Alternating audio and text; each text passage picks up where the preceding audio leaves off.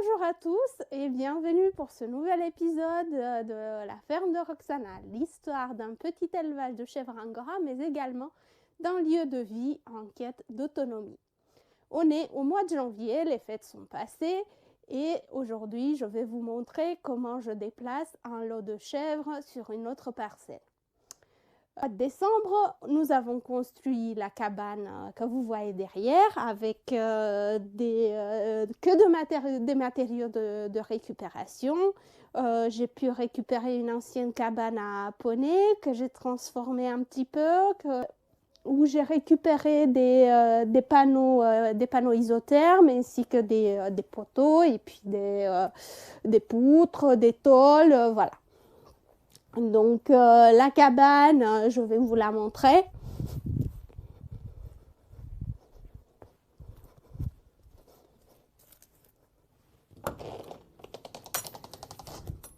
Il y a deux entrées pour les chèvres. Donc, une entrée ici pour les chèvres. Une deuxième entrée pour les moments où les parcs sont en bas, donc ça me facilite le travail. Et également, il y a une porte pour rentrer le foin. Donc ici, sur ce côté, se trouvera le râtelier et la porte pour rentrer le foin avec un tracteur. Les chèvres angora n'aiment pas l'humidité ni les courants d'air. C'est pour ça que j'ai été obligée d'avoir une petite cabane pour qu'elles puissent s'abriter. Auparavant, elles ne pouvaient pas du tout pâturer sur cette parcelle. Maintenant, elles peuvent. Par contre, il va falloir débroussailler un petit peu là où les parcs passeront pour pas qu'il y ait de perte de courant. Donc maintenant, on va prendre la débroussailleuse, on va préparer l'installation des parcs.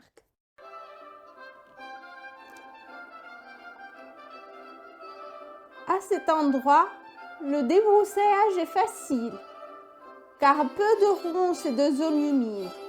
Quand les clôtures doivent traverser les taillis et les zones humides, cette opération prend plus de temps.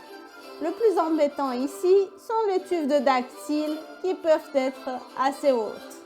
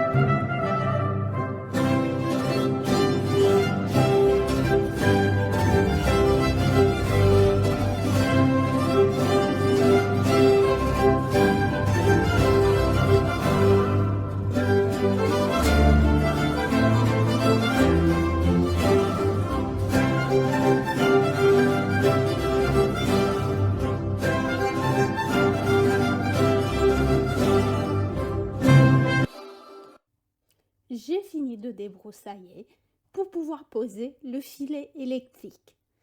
Un petit passage vers la zone humide a été aménagé pour que les chèvres puissent s'abreuver.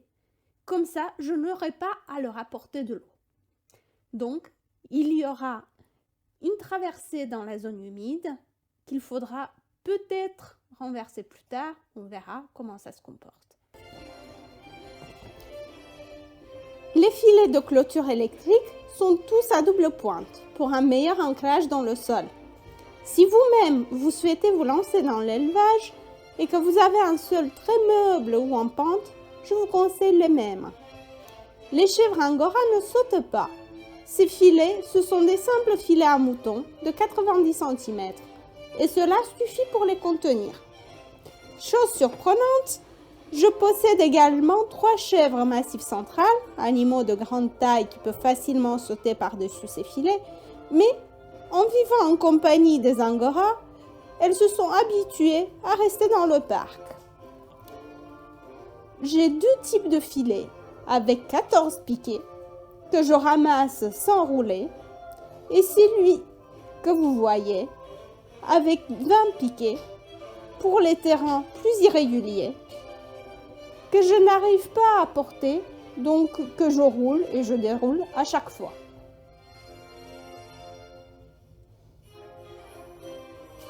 Je finis de poser le reste du filet et du parc et nous allons chercher les chèvres.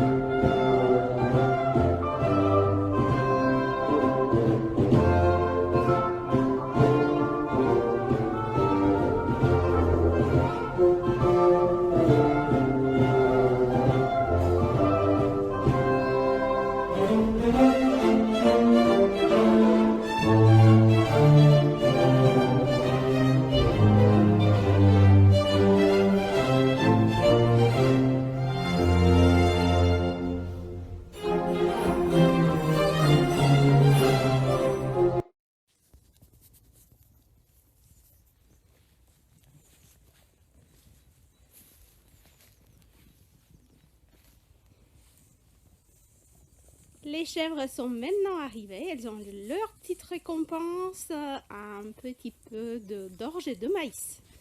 Voilà, elles sont tout contentes.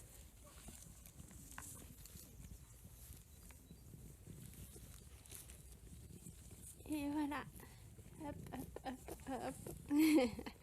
Et elles mangent l'herbe tout fraîche. Les voici. Merci d'avoir regardé ce nouvel épisode de la ferme de Roxana. J'espère que ça vous a bien plu. Si vous souhaitez soutenir la chaîne, vous pouvez vous abonner et partager avec vos amis pour faire connaître le projet et les chèvres. Et vous pouvez toujours commander mes produits en suivant le lien en description. Jusqu'au prochain épisode, je vous dis un très très bon mois de janvier et à bientôt.